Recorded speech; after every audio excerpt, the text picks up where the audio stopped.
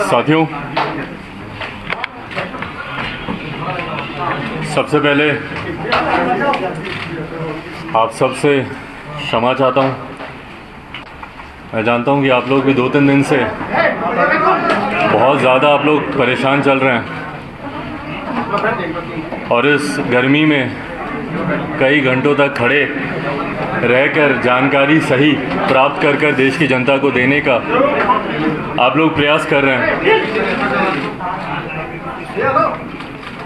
कुछ समय से मेरी खुद की तबीयत ठीक नहीं चल रही थी और उस बीच में जिस तरीके से ये पूरा घटना चक्र घटा, मेरे लिए भी शारीरिक तौर पर थोड़ा सा कठिन हो रहा था। हर समय हर परिस्थिति में को जानना, उसके ऊपर निर्णय लेना, उसको आप सबके सामने रखना। कई बार दवाई लेकर नहीं हिम्मत हो रही थी कि मैं खड़ा रह पाऊँ या ज़्यादा बातें कर पाऊँ। आज भी इसीलिए आप लोगों के सामने आया हूँ। आप लोगों के सवालों का जवाब भी दूंगा। जो भी प्रश्न आपके मन में होंगे वो ज़रूर आप लोगों के सामने रखूँगा। पर इतना मैं ज़रूर कहूँगा कि मुझे नहीं लगता कि एक प्रेस कॉन्फ्रेंस में सारी बातें क्लियर होंगी। लड़ाई लंबी है, कई बार हम लोग की ऐसी मुलाकातें होंगी और समय समय पर जो भी आपके क्वेश्चंस होंगे, जो भी आपके प्रश्न होंगे या जो भी अपनी तरफ से मुझे लोक जनशक्ति पार्टी के पक्ष में जिन बातों को रखने की ज़रूरत होगी, वो समय समय पर आप लोग के सामने आकर मैं उसको रखता रहूँगा। साथियों, आप सब ने देखा, मैं 5 मिनट में पहले अपनी बातों को रख लूँ, फिर आपके जो सवाल होंगे मैं उनको लेता रहूँगा। आप सब ने देखा 8 अक्टूबर को मेरे पिताजी का निधन हुआ। उसके बाद तुरंत चुनाव में उतरने की बात आई। मेरे लिए वो एक कठिन समय था, एक कठिन घड़ी थी। एक तरफ पापा की बॉडी भी अभी हॉस्पिटल से घर नहीं आई थी और हम लोग चुनाव में उलझे रहे पूरा समय। मैं ईमानदारी से बोलूं, वो 40 दिन का लगभग का समय, 1 महीना 35 दिन का समय ढंग से घर पे घर वालों के साथ बैठ के पापा को याद करने का, उनको सोचने का वो समय ही वैसा नहीं मिल पाया। आने के बाद परिवार के साथ ज़रूर मैंने समय बिताया, काफ़ी घर वालों के साथ, मम्मी के साथ, परिवार के साथ। और उसके बाद वापस हम लोगों ने कि किस तरीके से इस चुनाव में, और इस चुनाव के परिणाम पर मैं एक बात ज़रूर बोलूँगा प्रमुखता से कि इस चुनाव में मिली लोक जनशक्ति पार्टी को जो एक बड़ी जीत हम लोग की हासिल हुई है। जीत चुनाव में, जब आप इलेक्टोरल पॉलिटिक्स में होते हैं तो कई बार जीत को सिर्फ और सिर्फ संख्या से आंका जाता है कि भाई आपके कितने विधायक आपके जीत के आए, कितने सांसद आपके जीत के आए। पर मेरे लिए भी एक बड़ी जीत थी जो लोक जनशक्ति पार्टी के बारे में कहा जाता था कि भैया 2%, 3%, 4% की पार्टी है, जहां हम लोगों ने लगभग 6% का मत प्रतिशत हम लोगों ने कंसोलिडेट किया। वहीं लगभग 25 लाख के करीब वोट लोक जनशक्ति पार्टी को मिले और जो जनता का अपार समर्थन हम लोग को मिला। और उससे भी सबसे बड़ी बात मुझे खुशी इस बात की है कि मैंने किसी भी परिस्थिति में, मैंने लोक जनशक्ति पार्टी ने, हम लोगों ने अपने मुद्दों, अपने सिद्धांतों से हम लोगों ने समझौता नहीं किया। आप सबसे भी उस वक्त मेरी मुलाकातें होती थी, ऑन रिकॉर्ड, ऑफ रिकॉर्ड। और मुझे याद है कि आप में से कई लोग ऐसे थे कि अरे छोड़िए, आप तो से बात कर रहे हैं, जब चुनाव आएगा तो देखिएगा आप लोग सीटों का समझौता कर लेंगे, आप सिर्फ प्रेशर पॉलिटिक्स कर रहे हैं, बाद में आप लोग साथ में जाएंगे, चुनाव लड़ेंगे। ये आप सबको भी कहीं ना कहीं इस बात का लगता था। मुझे खुशी इस बात की है कि पार्टी ने ये निर्णय लिया कि नहीं, हम कुछ मुद्दों को लेकर मौजूदा गठबंधन में जो जनता दल यूनाइटेड है उनके साथ हम लोग गठबंधन में आगे नहीं बढ़ सकते। और ये कारण था कि हम लोग गठबंधन से बिहार में अलग होने का पार्टी ने फैसला लिया और हम लोगों ने अलग होकर हम लोगों ने चुनाव लड़ा। मजबूती से हम लोगों ने अपनी बातों को रखा। आज जब चुनाव ख़त्म हुए उसके बाद से कहीं ना कहीं निरंतर, और चुनाव के दौरान भी, चुनाव से पहले भी, मुझे याद है जब पापा अस्पताल में भी थे तो उस वक्त भी कई बार कुछ लोगों द्वारा और जनता दल यूनाइटेड के द्वारा खास तौर पर मेरी पार्टी लोक जनशक्ति पार्टी को तोड़ने का प्रयास निरंतर तब भी किया जा रहा था। मुझे याद है कि मेरी शायद पापा की जब आखिरी बार बात पार्टी के कुछ नेताओं से हुई थी, जब वो आईसीयू में थे, तो उस वक्त भी जब उनकी बात हुई तो उन्होंने इसी बात को कहा कि क्यों मीडिया में इस तरीके की भ्रामक खबरें आती हैं। उनकी चाचा से भी बात हुई, चाचा को भी उन्होंने इसी बात के बारे में कहा कि क्यों बार बार ये खबरें आती हैं कि भाई पार्टी टूट रही है, पार्टी अलग हो रही है, इस तरह की जानकारी क्यों आती है। बट बहरहाल निरंतर एक लंबे समय से एक बात स्पष्ट थी कि पार्टी में कुछ लोग जो संघर्ष के रास्ते पर चलने के लिए तैयार नहीं थे, जो चाहते थे कि भैया हम लोग कंफर्टेबल पॉलिटिक्स में रहें, कि चलिए जो हो रहा है ठीक है, होता रहे, ऐसे ही गठबंधन है, ठीक गठबंधन है, लड़ेंगे जीतेंगे। और हकीकत है, मैं इस बात को मैं झुटला नहीं रहा हूँ कि अगर जनता दल यूनाइटेड, लोक जनशक्ति पार्टी, भारतीय जनता पार्टी, तीनों दल अगर साथ मिलकर बिहार में विधानसभा का चुनाव लड़ते तो हम लोग का एक तरफा, जिस तरीके से लोकसभा में हम लोग 40 में से 39 सीटें हम लोग जीते, विधानसभा में भी हम लोग का परिणाम उसी तरीके से आता। पर उसके लिए मुझे नतमस्तक होना पड़ता मौजूदा मुख्यमंत्री नीतीश कुमार जी के सामने, उसके लिए मुझे समझौता करना पड़ता अपनी नीतियों से। अब मैंने बिहारी फर्स्ट विजन डॉक्यूमेंट जो पूरे बिहार में हम लोगों ने घूमकर, हर एक ज़िले, हर एक प्रखंड में जाकर वहाँ के लोगों से सुझाव लेकर जो हम लोगों ने तैयार किया था, उसको सम्मिलित करने से साफ इनकार कर दिया गया। किसी भी गठबंधन में एक नॉर्मल प्रैक्टिस रहा है कि आप कॉमन मिनिमम प्रोग्राम आप ड्राफ्ट करते हैं, साझा न्यूनतम कार्यक्रम के हिसाब से सरकार चलती है। और मेरा भरोसा नहीं था कि भैया आपका साथ निश्चय बिहार में विकास कर सकता है। और मुझे लगता है कि हर वो व्यक्ति जिसको बिहार से प्यार है, बिहारियों से प्यार है, बिहार के युवाओं से प्यार है, अपने समाज से प्यार है, हर वर्ग के समाज से प्यार है, जो व्यक्ति बिहार से प्यार करता हो वो शायद अपनी बातों को इतनी प्रमुखता से रखता जितनी प्रमुखता से मैंने रखा। और उसके सामने ना मैं झुका, ना मैंने किसी तरीके का मैंने समझौता किया। और अपने विश्वास पर, मेरी पार्टी के पूरे समर्थन के साथ मैंने चुनाव लड़ा। बट हाँ, जैसा मैंने कहा कि कुछ लोग संघर्ष के रास्ते पर चलने के लिए तैयार नहीं थे। उन लोगों ने उस वक्त भी, उस चुनाव के दौरान भी, जिसमें मुझे दुख के साथ कहना पड़ता, बट मेरे चाचा खुद, उन्होंने चुनाव प्रचार में उस वक्त कोई भूमिका नहीं निभाई। मेरी पार्टी के कई और सांसद जो अपने व्यक्तिगत चुनाव में, वीना जी वैशाली, वो अपने सुपुत्री उनके चुनाव लड़ रही थी, वो उसमें व्यस्त थी। कैसर साहब का क्या ही कहना, उनके तो सुपुत्र खुद दूसरे गठबंधन से चुनाव लड़ रहे थे, वो उसमें व्यस्त थे। कई पार्टी के और नेता, मेरे छोटे भाई जब समस्तीपुर में मेरे दूसरे भाई चुनाव लड़ रहे थे, उनके चुनाव में व्यस्त थे। जिस तरीके से पूरे प्रदेश भर में कुछ लोगों की भूमिका होनी चाहिए थी, उस तरीके से उस वक्त भी देखने को नहीं मिली। और कहीं ना कहीं आभास कुछ लोगों को था कि आज नहीं तो कल पार्टी संभवतः इन सवालों को लेकर उनके सामने उनसे कार्रवाई कर सकती है, उनसे पूछताछ कर सकती है। बहरहाल जब चुनाव समाप्त हुए, उसके बाद जैसा मैंने कहा कि मुझे थोड़ा समय चाहिए था अपने परिवार के साथ रहने का। वो समय मिलने के बाद जब वापस हम लोग रणभूमि में उतरने की तैयारी कर रहे थे, कोरोना प्रोटोकॉल तब तक लागू हुए। इस महामारी से बचाव के लिए कई तरीके के नियम, कायदे, कानून बनाए गए। और उस वक्त हम लोगों ने पुनः कुछ समय के लिए अपनी तमाम राजनीतिक गतिविधियों पर हम लोगों ने रोक लगाई। और उसके फिर तुरंत बाद मुझे टाइफाइड हुआ। और संजोग ऐसा कि इस बार हालत इतनी ज़्यादा ख़राब हुई कि लगभग 40 दिन से ज़्यादा का समय मुझे लगा अपने आप को बेहतर स्थिति में लाने के लिए। अभी भी रिकवरिंग में ही हूँ, पूरी तरीके से रिकवर नहीं हो पाया हूँ, पर वो समय ज़रूर लगा। और तब तक दुख मुझे इस बात का है कि जब मैं बीमार था, जब मैं बिस्तर पे था, उस वक्त मेरे पीठ पीछे जिस तरीके से ये पूरा षड्यंत्र रचा गया, इस बात का मुझे दुख है कि अगर किसी को भी कोई भी तकलीफ़ होती, और जबकि मैंने निरंतर प्रयास किया अपने चाचा से संपर्क साधने का, उनसे बात करने का, चुनाव के बाद से लगातार मैंने कोशिश की कि मैं उनसे बात करूं अगर किसी तरीके की कोई समस्या है या उनको अगर किसी तरीके की बातें मेरे सामने रखनी हो। और ये संपर्क नहीं होने के बाद, ये संवादहीनता आने के बाद, मैंने स्वतः अपनी तरफ से मैंने होली के दिन, क्योंकि वो दिन मेरे लिए एक कठिन दिन था, आप सब ने अनुभव किया कि जब पापा रहते थे तो किस तरीके से हम लोग घर पर होली मनाते थे। पर उस दिन ना सिर्फ पापा के नहीं रहने की वजह से ना सिर्फ होली फीकी थी, बल्कि उस दिन मेरे साथ परिवार के भी लोग नहीं थे, चाचा नहीं थे, कोई नहीं था। तो उस दिन मुझे वो अकेलेपन का एहसास हुआ। और उस दिन मैंने उनको पत्र लिखा, जो पत्र मैंने कल या परसों मैंने अपने ट्विटर हैंडल के माध्यम से आप सबके बीच साझा भी किया। और उस पत्र में भी अगर आप पढ़ेंगे तो अंत में मैंने यही लिखा कि कुछ भी है, आप बात तो कीजिए, आके आप मुझे बुला लीजिए, जो भी आप अपनी बातों को रखिए।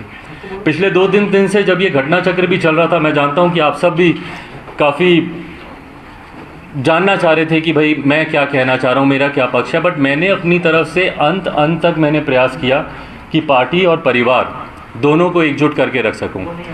लास्ट तक मैंने कोशिश की। आपने देखा कल परसों चाचा के मैं घर भी गया, वहाँ पर जाकर भी मैंने कोशिश की।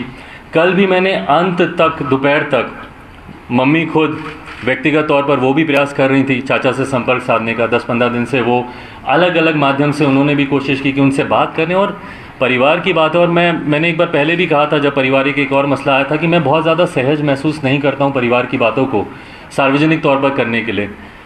पर कल जब अंत में आते आते जब इस बात का एहसास हुआ कि शायद अब चीज़ें अब हाथ से निकल गई हैं, और जो मेरी कोशिश परिवार और पार्टी को एकजुट रखने की थी, जब वो सफल नहीं हुई, तो उसके बाद हम लोगों ने कल पार्टी की राष्ट्रीय कार्यकारिणी की बैठक बुलाई वर्चुअल मीडियम से। और उसमें क्योंकि पार्टी में अनुशासन कायम रहे, ये जिम्मेदारी भी मेरी है। कॉन्ट्ररी टू द बिलीफ कि कुछ लोग जो इस बात का दावा करते हैं या इस बात को कहने की कोशिश कर रहे हैं कि अब चिराग पासवान लोक जनशक्ति पार्टी के राष्ट्रीय अध्यक्ष नहीं रहे, उन्हें हम लोगों ने राष्ट्रीय अध्यक्ष से हटा दिया। मैं आप सब के माध्यम से पार्टी के संविधान की जानकारी संक्षेप में आप लोग के समक्ष रखना चाहता हूं। मेरे साथ पार्टी के संविधान के निर्माताओं में से जो अहम भूमिका निभाने वाले पार्टी के हमारे सेक्रेटरी जनरल जनाब अब्दुल खालिक साहब मौजूद हैं, A.K. वाजपेयी साहब मौजूद हैं, जिन्होंने लीगली इस संविधान को ड्राफ्ट करने में एक अहम भूमिका निभाई है। तो संविधान के अनुसार जो ये दावे किए जा रहे हैं, जिस तरीके से कहा जा रहा है कि नहीं उनको हमने राष्ट्रीय अध्यक्ष के पद से हम लोगों ने उनको हटा दिया, या फिर पार्लियामेंट में संसदीय दल का नेता बनना। भाई अगर आप मुझे कहते तो मैं खुशी खुशी में आपको बनाता संसदीय दल का नेता, मुझे कोई उसमें दिक्कत नहीं थी। मैं तो चाहता हूं कि भैया आप आएँ और पार्टी की भूमिका बढ़ चढ़ कर निभाएँ। मैं चाहता हूं कि सदन में ज़्यादा से ज़्यादा हर एक विषय पर पापा ने जिस तरीके से विश्वास करके, जिस तरीके से संसदीय बोर्ड ने मुझ पर विश्वास रख के मुझे संसदीय दल का नेता बनाया था, मुझे खुशी है कि हर उस मुद्दे पर धारा 370 की बात हो, ट्रिपल तलाक की बात हो, जितने भी राम मंदिर की बात हो, जितने भी ऐसे मुद्दे हैं, निरंतर मजबूती से मैं सदन में अपनी बातों को मैं रखता रहा। मैं चाहूँगा कि भविष्य में भी ये रहे। बहरहाल, पर जिस तरीके से उनको चुना गया, ये प्रक्रिया संवैधानिक तरीके से, और संवैधानिक तरीके से मैं राष्ट्र के संविधान की नहीं, मैं पार्टी के, लोक जनशक्ति पार्टी के संविधान की मैं बात कर रहा हूँ, संवैधानिक तरीके से ये प्रक्रिया गलत है। पार्टी का leader of the house parliament में या विधानसभा में या विधान परिषद में कौन होगा, इस बात का निर्णय सिर्फ और सिर्फ पार्लियामेंट्री बोर्ड ले सकता है। And in absence of parliamentary board, ये पूरी की पूरी power resides in the hand of the national president. राष्ट्रीय अध्यक्ष के पास ये पूरी पावर है इस बात को चुनने की। कौन आपका leader of the house parliament में होगा, लोक जनशक्ति पार्टी का संविधान इस बात की इजाज़त सिर्फ राष्ट्रीय अध्यक्ष या संसदीय बोर्ड के पास है। वहाँ पर मौजूदा जो सिटिंग मेंबर ऑफ पार्लियामेंट्स हैं वो आपस में इस बात का निर्णय नहीं ले सकते, ये पार्टी का संविधान कहता है। बहरहाल, इसमें बहुत ज़्यादा डिटेल में नहीं जाते हुए, क्योंकि संभवतः आने वाले दिनों में शायद एक लंबी कानूनी लड़ाई भी हम लोग को लड़नी पड़े, वहाँ पर हम लोग इस बात को मजबूती से हम लोग रखेंगे। बट आज आप लोग की जानकारी में सिर्फ मैं इन बातों को देना चाह रहा हूँ कि जिस तरीके से पोर्ट्रे किया जा रहा है, मैं सामने इसलिए नहीं आ रहा था या अपनी बातों को, क्योंकि आज हम लोग दिन भर एक लंबे समय तक हम लोगों ने लीगल ओपिनियंस, क्या क्या इसमें कॉन्स्टिट्यूशन के आधार पर क्या क्या चीज़ें हैं, सुबह से लंबे समय से हम लोग की बैठकें चल रही थी, तमाम इन जानकारियों को हम लोग एक दूसरे के साथ हम लोग साझा कर रहे थे। और ईमानदारी की बात है, मैं बहुत ज़्यादा मैं चाहता नहीं था कि ये मसला इस तरीके से बढ़े। जैसा मैंने कहा कि मेरा हमेशा प्रयास रहा कि अगर परिवार की बात है, और पार्टी भी मेरा परिवार है, अगर इसको हम लोग बंद कमरे में अगर आपस में बैठकर अगर हम लोग इसको सुलझा पाते, वो मेरा प्रयास ज़्यादा था। पर अब जब मेरे पास कोई और विकल्प बचा नहीं, तो इसीलिए आप सबके समक्ष आकर मुझे इन बातों को रखना मेरे लिए ज़रूरी था, क्योंकि बार बार मैं देख रहा था कुछ चैनल्स पे चल रहा था कि इनको राष्ट्रीय अध्यक्ष के पद से हटाया जा चुका है। लोक जनशक्ति पार्टी का संविधान कहता है कि राष्ट्रीय अध्यक्ष का पद सिर्फ दो परिस्थितियों में खाली हो सकता है, या तो राष्ट्रीय अध्यक्ष का निधन हो, या स्वतः अपनी मर्जी से राष्ट्रीय अध्यक्ष किसी भी परिस्थिति में जब वो रिज़ाइन करते हैं तो उसकी जगह दूसरे अध्यक्ष की नियुक्ति की जा सकती है। बट ये तमाम बातें, जैसा मैंने कहा, लीगल मैटर्स हैं। यहाँ पे वाजपेयी साहब मौजूद हैं, विस्तार में अगर आप इनसे अगर कुछ आप जानना चाहें तो ये आपको और विस्तृत तरीके से आपको इन सब बातों की जानकारी देंगे।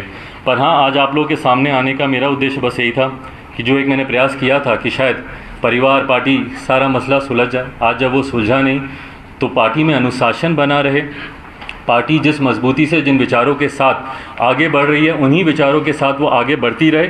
इसके लिए ज़रूरी था कि मैं अपनी बातों को आप सब के माध्यम से, मेरे जितने समर्थक हैं या लोक जनशक्ति पार्टी में जितने लोग विश्वास रखते हैं, हमारी पार्टी के तमाम पदाधिकारी, कल भी मुझे खुशी है कि जब राष्ट्रीय कार्यकारिणी की जब बैठक हुई तो उस वक्त भी हमने सारे पदाधिकारियों ने जिस मजबूती से पार्टी के पक्ष में अपनी बातों को रखा, पार्टी को आगे लेकर जाने के लिए रखा, पार्टी को मजबूती प्रदान करने के लिए रखा, उस दिशा में मैं अपने पार्टी के तमाम साथियों के साथ, तमाम पदाधिकारियों के साथ, नेशनल बॉडी के हों, स्टेट बॉडी के हों, स्टेट प्रेसिडेंट्स हों, विभिन्न प्रकोष्ठों के अध्यक्ष हों, हमारी जिला समिति के पदाधिकारी हों, जिला अध्यक्ष हों, उन सब की सहमति और मजबूती के साथ आने वाले समय में लोक जनशक्ति पार्टी मजबूती से इस लड़ाई को लड़ने के लिए तैयार है। पार्टी पापा ने पूरे विश्वास, भरोसे और मेहनत के साथ उन्होंने बनाई। विश्वास इस बात का कि इस पार्टी के माध्यम से जिस तरीके से वो गरीबों की, पिछड़ों की लड़ाई लड़ना चाहते हैं। समाज में कई ऐसे तत्व हैं जो निरंतर आपको बांटने का काम करते हैं, और ये पहली बार नहीं हो रहा है। इतिहास गवाह रहा है, कई बार ऐसा प्रयास किया गया है। और इसमें मैं बोलूँगा, बांटने की जब मैं बात कर रहा हूँ तो मैं जनता दल यूनाइटेड के ही लोगों की मैं खास तौर पर बात कर रहा हूँ। दलित महादलित करने का भी काम उन्हीं लोगों ने किया, और निरंतर ये देखा गया है कि ये प्रयास किया जाता है उनके द्वारा कि जब भी कोई एक दलित आगे बढ़ना चाहता है तो उसी में ही ये लोग विभाजन करने का काम करते हैं कि भाई इनको आपस में ही फूट डाल दो, आपस में बांट दो, ताकि ये लोग आगे ही ना बढ़ पाएँ। दलित महादलित बनाना सबसे बड़ा उसका एक उदाहरण रहा। तो निरंतर ये बांटने और राज करने की रणनीति इन लोगों के द्वारा अपनाई जाती है। पर जैसा मैंने कहा कि मैं रामविलास पासवान का बेटा हूँ, मैं एक शेर का बेटा हूँ। ना मैं उस वक्त अकेले चुनाव लड़ने से डरा जब मेरे पिता के निधन को कुछ समय नहीं बीता था। उस वक्त अगर मैं डंके की चोट पर अपने मुद्दों पर, अपने अधिकारों के लिए जाकर उस वक्त अगर मैं लड़ाई लड़ सकता हूं, तो आज की तारीख में तो मेरी पार्टी, मेरे साथियों का पूरा समर्थन मेरे साथ है, मेरी तमाम पदाधिकारियों का समर्थन मेरे साथ है। और सबसे बड़ी बात, बिहार की जनता जिस तरीके से सोशल मीडिया के माध्यम से हो या व्यक्तिगत संपर्क साधने के माध्यम से हो, जिस तरीके से उनका प्यार और उनका समर्थन मुझे मिल रहा है, ये विश्वास मुझे देता है कि जिस सोच के साथ पापा ने इस पार्टी को बनाया था, उसी सोच के साथ लोक जनशक्ति पार्टी आने वाले दिनों में मजबूती से आगे बढ़ेगी। आप लोग क्या कोई सवाल? चिराग जी, मेरा सवाल ये है कि आपके चाचा जी ने कहा है कि आपके पास कोई अधिकार नहीं है, और कल पटना में कार्यकारिणी की बैठक करने जा रहे हैं, उसके अध्यक्ष को चुन लिया जाएगा। जैसा मैंने कहा कि अधिकारों की आपने बात की, ये अधिकार मुझे लोक जनशक्ति पार्टी का संविधान ही देता है। संविधान की जानकारी के अभाव में कुछ लोग कुछ फैसले ले रहे हैं और उनको लग रहा है कि वो सही हैं, पर मुझे लगता है कि एक बार जब वो पार्टी का संविधान पढ़ेंगे, जानकारी लेंगे, देखिए कोई भी संगठन हो वो संविधान के अनुरूप ही चलता है। आप की व्यक्तिगत सोच, व्यक्तिगत भावना कुछ और हो सकती है, बट जो संविधान में लिखा है आप उसी के को फॉलो करते हुए, उसी को मानते हुए ही आप निर्णय ले सकते हैं। तो जो वो इस बात को कह रहे हैं कि मैं पार्टी का राष्ट्रीय अध्यक्ष नहीं हूँ, मैंने कहा, मैंने तो आपको हवाला भी दिया, और अगर मेरी याददाश्त सही है तो लोक जनशक्ति पार्टी का आर्टिकल 19 का सब क्लॉज 5 मुझे इस बात का अधिकार देता है।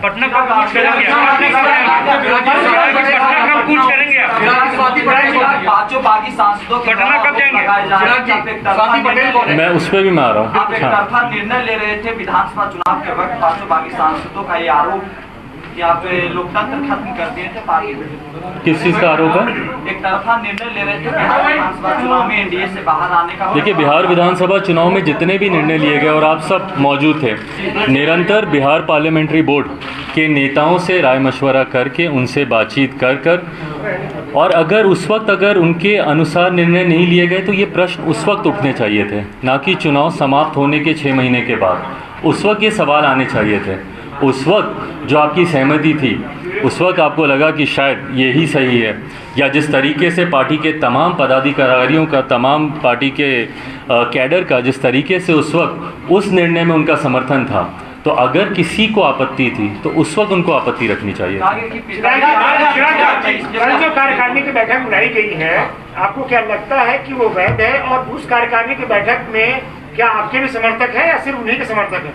देखिए, जैसा मैंने कहा कि सुबह से हम लोग इसको लेके हम लोग चर्चा कर ही रहे हैं, और इसमें क्या बेस्ट लीगल वे आउट होगा, क्या हम लोग को अगला कदम उठाना चाहिए, उसको लेकर हम सब की चर्चा चल रही है। सही समय पर आने पर उसकी जानकारी, जो भी फैसला होगा वहाँ पे उसको मानेंगे आप लोग? नहीं, उस फैसले को मानने का मेरे मानने का उसमें क्या उद्देश्य है? जैसा मैंने कहा कि वो अथॉराइज्ड ही नहीं है इस तरीके की बैठक को बुलाने के लिए, या इसमें लिए गए किसी भी फैसले को। पार्टी के कॉन्स्टिट्यूशन के आधार पर चलना ज़रूरी है, अनिवार्य है। जैसा मैंने कहा कि उन्होंने अपनी जानकारी के हिसाब से लोकसभा अध्यक्ष ओम बिरला जी को भी उन्होंने एक पत्र लिख दिया, बट पार्टी का कॉन्स्टिट्यूशन, लोक जनशक्ति पार्टी का संविधान क्या कहता है, उसी के अनुसार, उसी के अनुरूप आप निर्णय लेंगे ना, उससे अलग हट के आप निर्णय नहीं ले सकते। तो वो ऑथराइज ही नहीं है इसके लिए। कि आपको थोड़ा समय ज़्यादा लग गया सामने आने में, भाई थोड़ी सी उसके लिए मैं क्षमा चाहूँगा। मेरी शारीरिक परिस्थिति के लिए मैं चाहूँगा कि आप उसमें थोड़ा सा मेरा साथ दें। मैं अभी भी बहुत ज़्यादा बोल पाऊँ, आपको भी शायद कहीं ना कहीं एहसास होगा, नहीं तो मैं अभी एक बार शुरू करता हूँ तो थोड़ा ज़्यादा बोल जाता हूँ, पर अभी भी उतनी हिम्मत नहीं आ पा रही है, तो वो एक कारण जरूर है। आपने पूरी जो कहा कि जेडीयू की तोड़फोड़ कर रहा है, इस बार देखा जा रहा है कि बीजेपी का भी शायद एक किसी तरह से छोटा हाथ है आपको क्या लगता है कि मतलब जिस पार्टी को आपने पूरा अगर देखा जाए तो नीतीश कुमार के खिलाफ बड़े खड़े किए, वही आपको अब धोखा दे रहा है, और एक पार्टी जो वंशवाद के खिलाफ है, क्या उस पर विश्वास करना? देखिए, जब सबसे ज़्यादा मैं बाकियों का तो मुझे नहीं पता, बट हाँ, जनता दल यूनाइटेड का मैं ज़रूर बोलूँगा, उनका हाथ ज़रूर है। और सबसे बड़ी बात, पहले तो ये मेरा इंटरनल मैटर है, ये मेरी पार्टी का मैटर है। जब आपको अपने ही धोखा देते तो फिर आप बाहर वालों पे आप क्या उंगली उठाएं?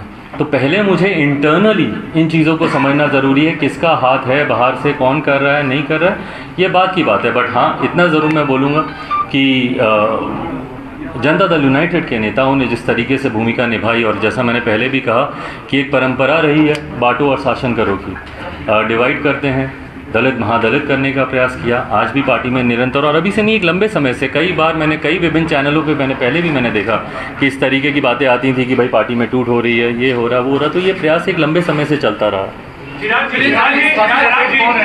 आपने पत्र में भी जिक्र किया स्वाति पटेल का, और स्वाति पटेल ने इस हिंदुस्तान पर ये कहा कि प्रिंस के ऊपर एवं शोषण का आरोप है, और ये सब आपकी जानकारी में था, क्या सच है सर? देखिए, मेरी जानकारी में ये विषय पहली बार, अगर मेरी याददाश्त सही है तो शायद 8 जनवरी के आसपास ये विषय मेरे संज्ञान में आया। उन्हीं के द्वारा एक लिखा हुआ पत्र मुझे दिया गया था, और उसमें उन्होंने कुछ बातों का उन्होंने जिक्र किया जो उनके साथ कुछ घटना घटी। जिस सांसद का उन्होंने जिक्र किया, मेरे भाई प्रिंस राज के बारे में उन्होंने कुछ बातों को कहा। जब मैंने उनसे, प्रिंस से जब मैंने इन बातों को जानना चाहा, तो उन्होंने एक दूसरा पहलू मेरे सामने रखा। उनका वर्जन टोटली डिफरेंट था, और जिस मोहतरमा ने इन बातों को कहा, उनका वर्जन टोटली डिफरेंट था दोनों का। उसके बाद एक बार मैंने प्रयास किया कि अगर दोनों आमने सामने बैठते हैं तो आमने सामने बैठकर अगर कोई कन्फ्यूजन है उसको सॉर्ट आउट किया जा सकता है। पर सामने बैठाने के बाद मुझे इस बात का एहसास हुआ कि वो जो बातें कह रही हैं और ये जो बातें कह रहे हैं, दोनों में ज़मीन आसमान का फ़र्क है, और दोनों के अपने अपने मजबूत पक्ष हैं। मैं इन्वेस्टिगेटिंग अथॉरिटी नहीं हूँ। उसके बाद मैंने दोनों को इसी बात का सुझाव दिया। मैंने कहा कि आप लोग पुलिस के पास जाएं, एफआईआर आप लोग दर्ज कराएं, और जो सही है, इन्वेस्टिगेशन का मैटर है, इन्वेस्टिगेट होगा। प्रिंस संभवतः शायद वो पुलिस के पास गए, उन्होंने अपनी एफआईआर दर्ज की, और उसके बाद उनसे मेरी कभी दोबारा मुलाकात नहीं हुई, तो मुझे उनका पक्ष नहीं पता कि उसके बाद उन्होंने क्या किया।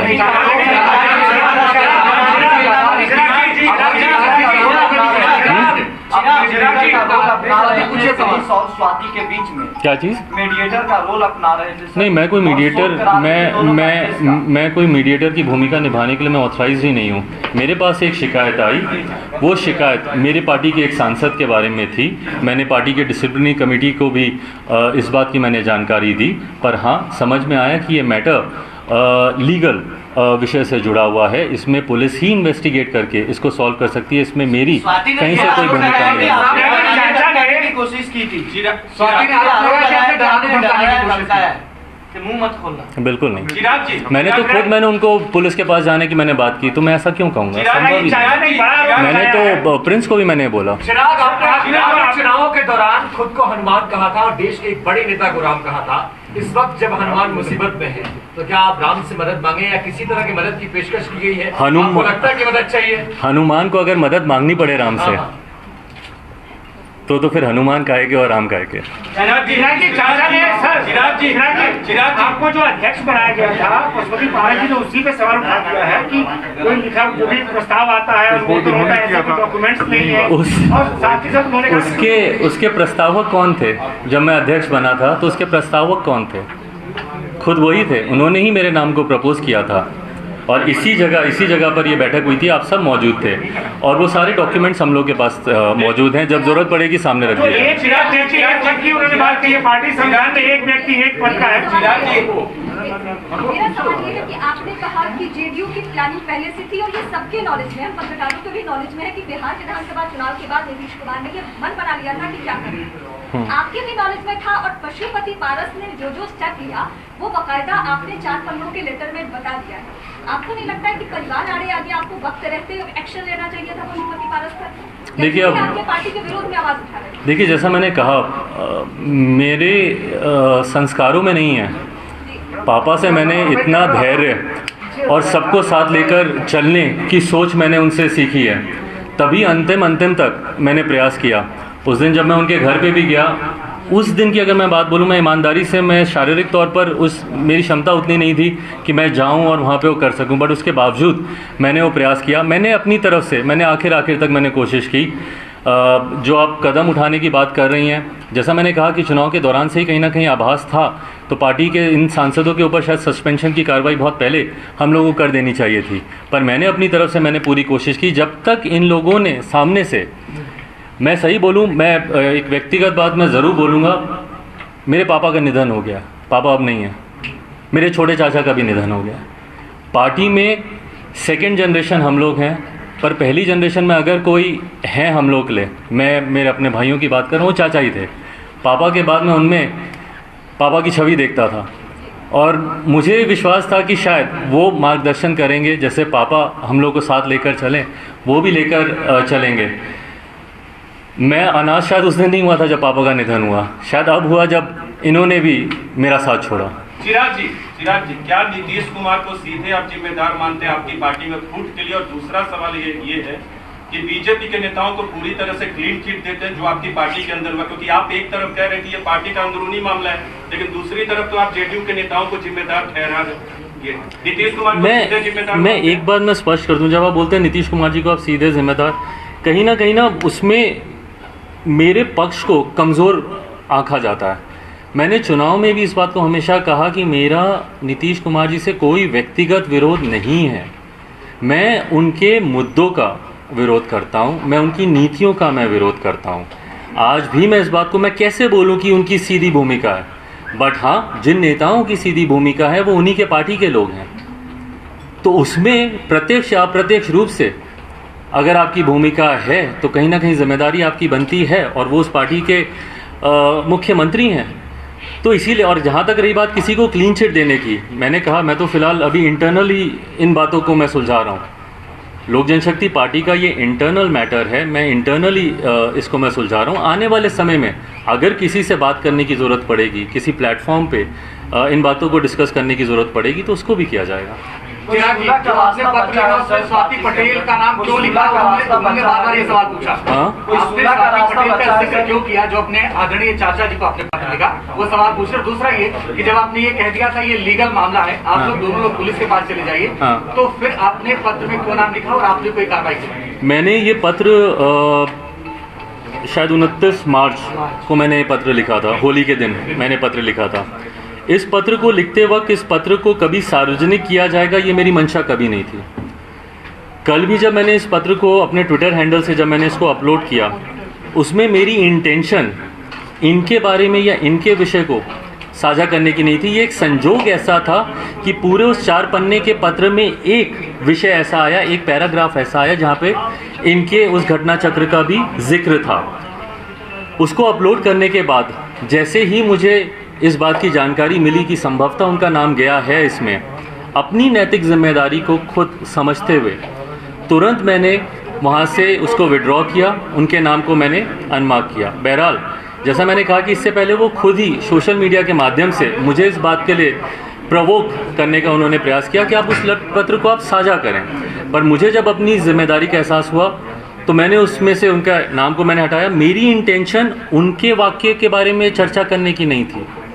कल मेरी इंटेंशन इस पूरे घटना चक्र, जो कि मेरे लिए एक बड़ा विषय है, मेरी पार्टी में जिस तरीके से टूट हुई, उस बात में मेरी भूमिका कहाँ कहाँ पर रही, व्यक्तिगत तौर पर भी एक भतीजे के नाते मेरी क्या भूमिका रही, उसको साझा करने की थी अपने समर्थकों के साथ।